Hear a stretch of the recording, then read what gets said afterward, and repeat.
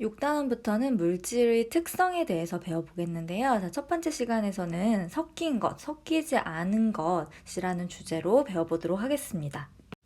자, 물질을 분류할 때 뭐 색깔에 따라서 여러분이 분류할 수도 있고 뭐 모양에 따라서 분류할 수도 있고 다양하게 분류는 할 수 있는데요. 일단 물질을 과학에서는 순물질, 혼합물 이렇게 분류를 해보도록 하겠습니다. 자, 일단 크게 순물질과 혼합물은요, 순물질은 한 가지 물질로만 구성되어 있습니다. 그래서 다른 것이 섞이지 않은 물질이고요. 혼합물 같은 경우에는 이 순물질들이 섞인 것, 두 가지 이상의 순물질이 섞인 상태를 우리가 혼합물이라고 합니다. 그런데 두 가지 이상의 순물질이 예를 들면 A랑 뭐 B랑 섞였을 때 A도 A의 성질을 그대로 가지고 있고 B도 B의 성질을 그대로 가지고 있으면서 이 섞여 있는 이 상태를 이제 혼합물이라고 합니다. 순물질에는 어떤 것들이 있냐면 뭐 순금, 그 다음에 물, 산소, 이산화탄소, 알루미늄, 철 이런 것들이 있고요. 혼합물에는 아까 두 가지 이상의 순물질이 섞인 거라고 했었죠. 근데 섞이면서도 균일하게 섞일 때가 있고 균일하지 않게 섞일 때가 있는데요. 균일하게 섞인 혼합물을 균일 혼합물, 근데 불균일한 상태를 불균일 혼합물이라고 합니다. 대표적인 예는 이런 것들이 있는데요. 자, 균일 혼합물 같은 경우에는 예를 들면 공기. 자, 공기 안에는 뭐 산소, 질소 이런 애들이 같이 섞여 있는데요. 균일 혼합물에 해당되고 설탕물. 자, 물에 설탕을 녹이죠. 그러면 균일하게 이렇게 섞인다고 해서 균일 혼합물입니다. 그다음에 아까 순금 같은 경우에는 24K거든요. 자, 이런 경우에는 순물질인데요. 우리가 금 중에서도 좀 섞은 애들이 있습니다. 순금에 뭐 은이나 구리 이런 아연 이런 게 섞여 있는 거가 있는데 이게 14K라고 해서 그것은 섞은 것, 그래서 균일 혼합물이라고 할 수 있고요. 탄산음료 같은 경우에도 이 탄산음료 안에 뭐 설탕, 그 다음에 이산화탄소 이런 것들이 섞여 있기 때문에 얘도 혼합물에 속합니다.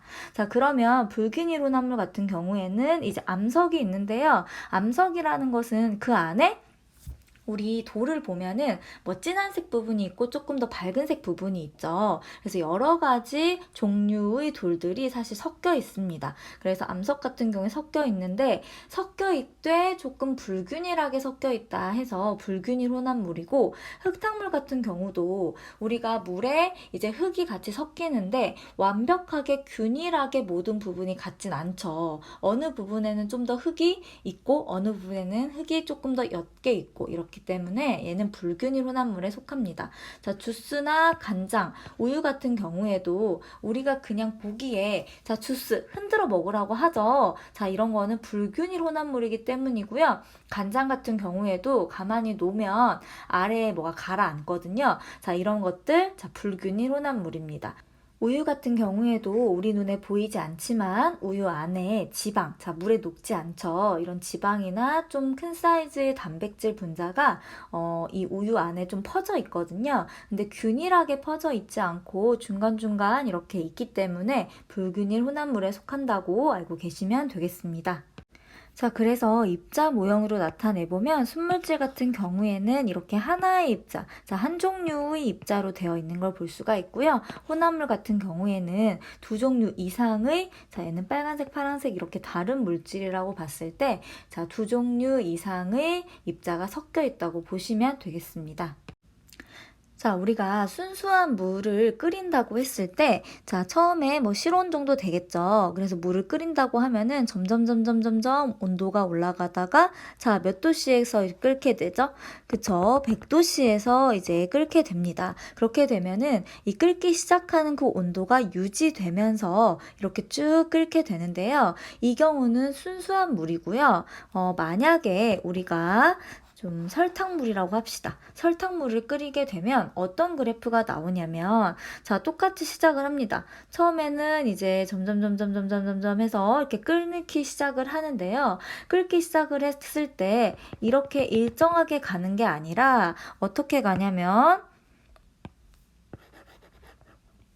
자, 끓기 시작한 후에도 계속 온도가 올라가는 모습을 볼 수 있다는 거죠. 자, 여기가 예를 들면 끓기 시작한 온도가 순수한 물일 때는 100도씨였는데 설탕물일 경우에는 100도씨가 아니라 약 102도씨 정도 되는 좀 더 높은 온도에서 끓기 시작을 할 뿐만이 아니라 끓기 시작한 후에도 계속 올라가는 모습을 볼 수 있습니다.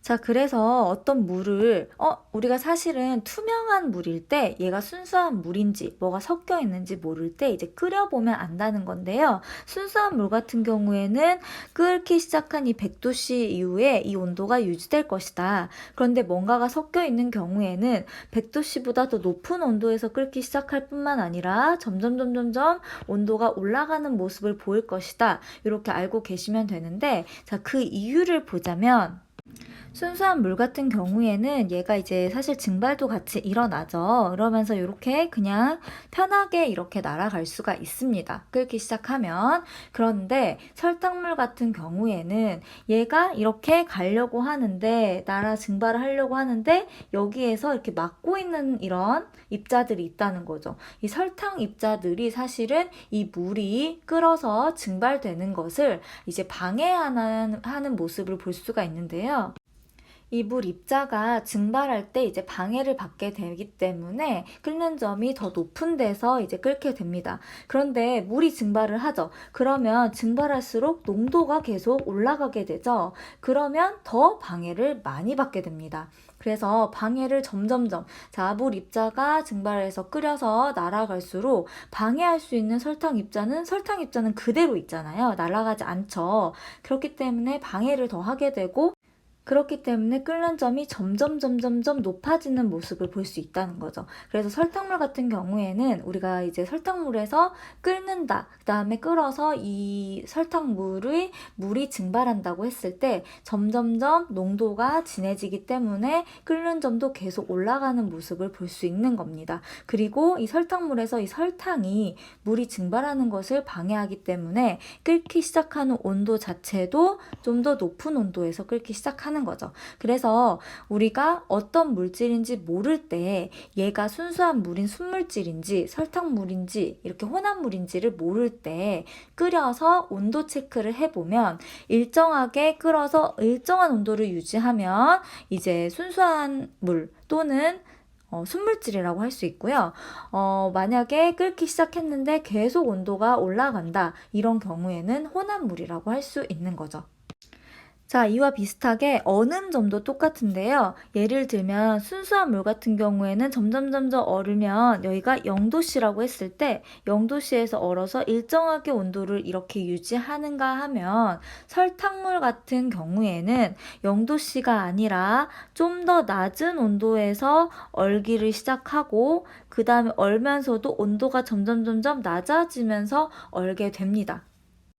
그래서 끓는 점뿐만이 아니라 어는 점을 확인했을 때도 이렇게 순수한 물 같은 경우에는 어는 점이 일정하게 온도를 유지하고, 그 다음에 혼합물 같은 경우에는 어는 점에서부터 계속 온도가 낮아진다 라는 것으로 순물질인지 혼합물인지 구별을 할 수 있는 거죠.